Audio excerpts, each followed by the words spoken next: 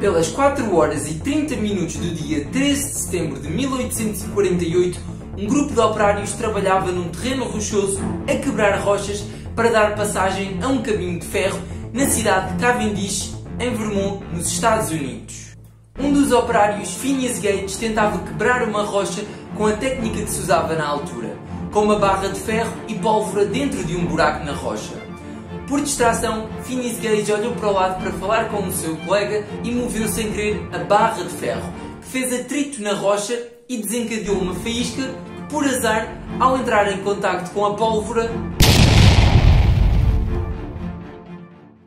era impossível que Phineas Gage sobrevivesse àquela explosão tão violenta. Mas para espanto de todos, lá estava Phineas Gage vivo depois da barra de ferro ter saído disparada e perfurar o seu crânio, arrancando um grande pedaço de cérebro. A barra de ferro, com cerca de 6 kg, 1 metro de comprimento e 3 cm de diâmetro, devido à intensidade da explosão, saiu disparada, perfurando o crânio de Phineas Gage e foi parar 20 metros atrás do sítio onde estava Phineas. E este conseguiu sobreviver, o que é algo estrondoso. Mas ele não sobreviveu por pouco tempo. Ele ainda viveu mais 12 anos depois deste acidente. O incidente não viria apenas a mudar a vida de Phineas Gage, mas viria a mudar completamente aquilo que se pensava sobre o cérebro humano e a história da neurociência. Após o acidente, Phineas Gage foi levado ao médico John Arlo, que percebeu imediatamente que Phineas estava a sofrer de uma grande hemorragia intracraniana. Mas o mais fascinante de tudo é que na altura Phineas estava tranquilo e consciente, tendo o médico John Arlo relatado que o seu paciente lidou com esta situação com firmeza e de forma quase heroica. O médico removeu fragmentos de osso, pedacinhos de cérebro que estavam por lá espalhados e também alguns coágulos sanguíneos, tendo depois colocado uma touca na cabeça de Phineas para evitar a infecção. Apesar da tranquilidade do operário no dia do acidente, nos dias após, este começou a sofrer convulsões, delírios e foi descrito que ele começou a perder a sua mente. O médico percebeu que Phineas estava a sofrer de infecções e para isso utilizou um produto cáustico, que era aquilo que se usava na época para conseguir tratar a infecção. No entanto, a situação de Gage parecia piorar dia após dia, até que, de repente, Phineas começou a melhorar.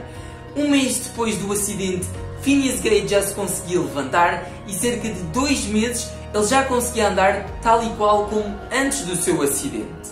Mas nem tudo foi um mar de rosas.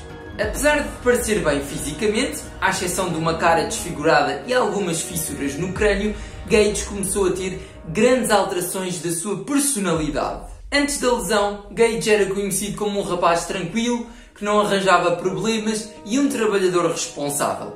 Mas após a lesão, a sua personalidade de facto viria a mudar bastante, tendo sido descrito pelas pessoas que o rodeavam como insuportável, nomeadamente pelos colegas de trabalho, também agressivo, impulsivo e bastante grosseiro da forma como falava. Mas por que terá ocorrido esta mudança de comportamento? Devem calcular que se o vosso cérebro fosse perfurado por uma barra de ferro e ficassem com a vossa cara desfigurada, também ficariam zangados e revoltados, ainda para mais se tivessem de fazer uma sessão fotográfica com a maldita barra de ferro. Mas não foi apenas isto que deixou o comportamento de Phineas Gage alterado. E aquilo que sucedeu era o que viria a mudar a forma como nós pensamos do cérebro e como a neurociência começou a evoluir a partir daí.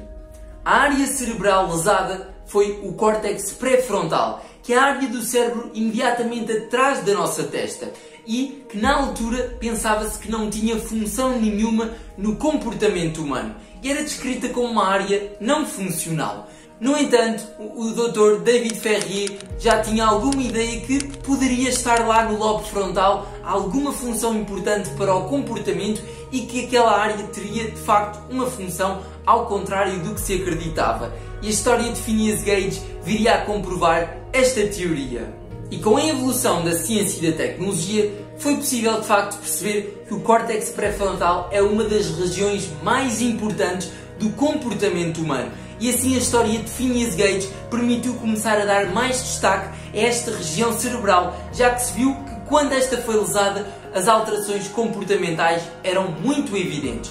E hoje sabe-se que o córtex pré-frontal é fundamental para o autocontrole, para conseguirmos planear coisas que vamos fazer no futuro, para gerir as nossas emoções de forma racional e ainda para processos cognitivos bastante complexos, sendo aquilo que nos torna humanos e que nos distingue dos outros animais.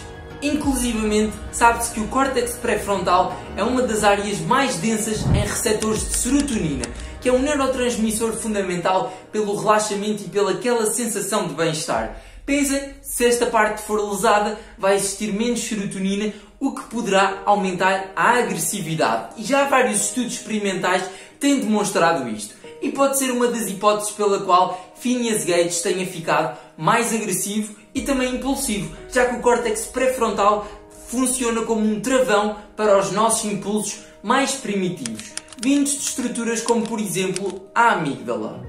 E assim foi a história de Phineas Gage, que apesar de um evento trágico, permitiu à comunidade científica conhecer um bocadinho melhor como funciona o cérebro humano. Até porque têm sido vários estudos feitos para perceber exatamente onde foi a lesão que a barra de ferro perfurou e também quais as vias neurais lesadas. Porque o crânio de Phineas Gage foi recuperado, estudado e está no Museu Warren Anatomical Museum da Universidade de Harvard. Se fores lá, consegues ver o seu crânio. Se gostaste da história de Phineas Gage e deste primeiro episódio da saga Histórias da Ciência, deixa o like. Se ainda não és subscrito, subscreve também no canal. E liga o sininho para sempre que sair um vídeo novo, teres acesso a esta informação super interessante e que te permite perceber mais sobre o teu próprio corpo. Vemo-nos na próxima descoberta do corpo humano e até à próxima!